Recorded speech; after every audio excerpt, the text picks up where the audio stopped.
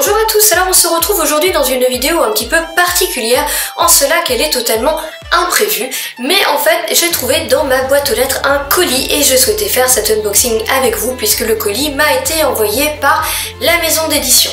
Alors le cadre est un petit peu inhabituel puisque je suis en déplacement, je suis en formation 3 semaines afin de passer un DU. Autant vous dire que cela ne m'enchante pas vraiment. Retourner à la fac quand vous l'avez quitté depuis 8 ans est assez compliqué, même si c'est que pour 3 semaines.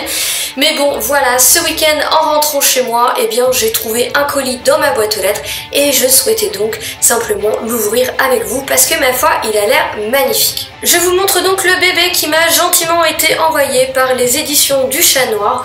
Donc rien que la boîte est super sympa et je pense que je vais la garder même si elle est un peu morflée dans le voyage avec la poste. Donc quand vous l'ouvrez, l'intérieur se présente comme ceci et donc vous avez une lettre qui vous explique pourquoi tout simplement j'ai reçu ce colis. Alors ici, ils me précisent qu'ils m'ont envoyé les premiers-nés de la collection Chat Blanc, qui est donc leur toute nouvelle collection contemporaine. Et donc en fait, ils disent ici que ça leur permet tout de même de pouvoir sélectionner des textes qu'ils ont aimés, mais qui ne sont pas du fantastique. Fantastique qui est un genre de littérature qu'ils affectionnent particulièrement, mais le fait d'ouvrir la collection Chat Blanc, donc, leur permettait aussi de sélectionner des textes qu'ils trouvaient vraiment intéressants, mais qui jusqu'ici ne pouvaient pas être publiés puisque ne faisaient pas partie de leur ligne éditoriale tout simplement. Donc a priori les livres de la collection Chat Blanc seront donc des young adultes pour éveiller des émotions et nous faire vibrer, mais aussi pour aborder des thématiques qui nous semblent importantes. Ils précisent aussi que même si cela les sort de leur zone de confort en fin de compte d'ouvrir cette nouvelle collection, ils y apportent évidemment le même soin que d'habitude et c'est vrai, les éditions du Chat Noir soignent toujours fortement toute leur parution, aussi bien sur l'histoire, sur le fond donc que sur la forme, puisque les objets livres sont toujours très beaux. Et bien je vais donc commencer à ouvrir avec vous pour découvrir ce qu'ils m'ont envoyé. Donc ils ont été emballés dans du papier noir pour coller aux éditions du Chat Noir.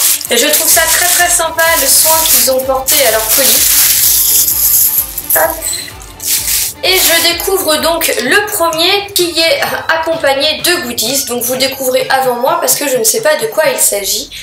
Donc il s'agit de How to Save a Life par Lauren K. McKellar. Fuir sa vie, son passé, l'amour pour cacher ce douloureux secret. Alors je vais prendre le temps de regarder de quoi il s'agit. Je me permets juste de vous montrer avant la couverture. Alors je suis désolée, je manque sincèrement de lumière ici, mais je vais faire ce que je peux. Mais en tout cas, la couverture est vraiment sympathique. Et bien écoutez, à la découverte de ce roman, je crois que le plus simple c'est de vous lire la 4e de couverture parce que je la trouve extrêmement bien écrite.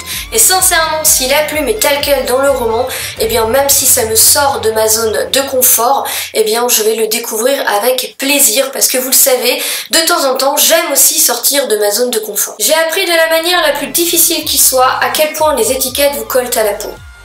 Laura avait déjà pris Loyal et le professeur m'avait proposé Lumineuse.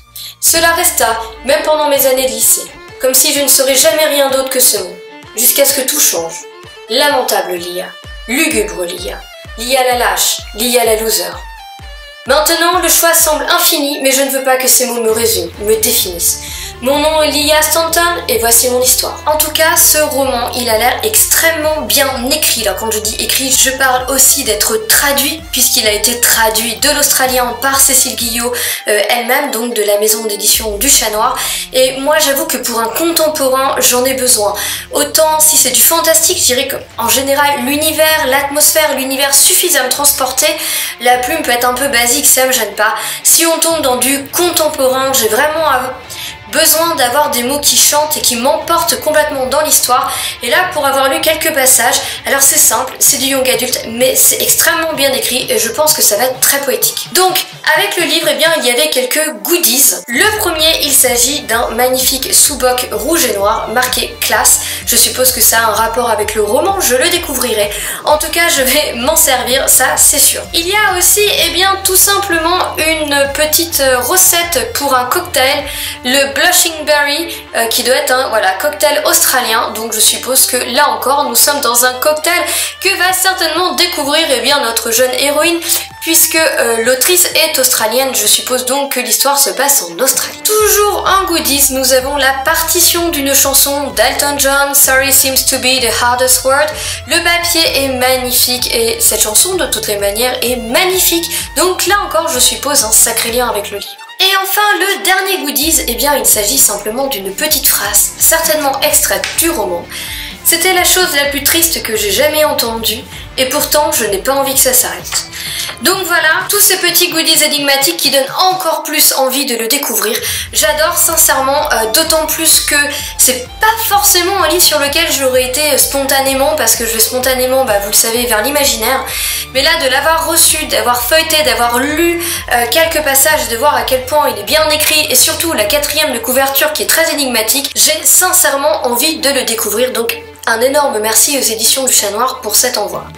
Le deuxième roman, mais pas des moindres, je pense que je sais duquel il s'agit. Il s'agit d'un contemporain et auquel cas, eh bien, il m'intéressait non pas par l'histoire que je ne connais pas, mais tout simplement pour son autrice, si je ne me trompe pas. Donc je vous présente le deuxième colis,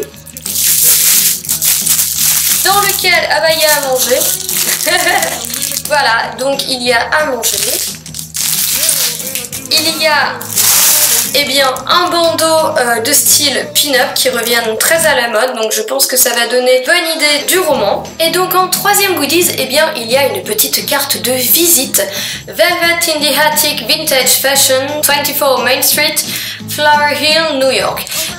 Voilà, je pense que c'est une carte de visite que l'on va retrouver dans le roman, puisque le roman, il s'agit bien de celui écrit par Cécile Guillot, il s'agit de Cœur Vintage. Donc je sais que ce roman en fait parle aussi de robes et de mode vintage, parce qu'il faut savoir que Cécile est complètement férue de mode vintage, et donc elle nous emmène dans cette histoire dans deux époques, dont une époque qui est 1956, dont le bandeau pin-up typique des années 50, et l'histoire, je crois, se passe en Amérique, d'où tout simplement la petite friandise américaine. Donc parlons un petit peu plus du roman. Il s'agit en fait ici bel et bien d'une romance où nous allons rencontrer deux personnes, deux héroïnes à deux âges différentes qui vont être reliées.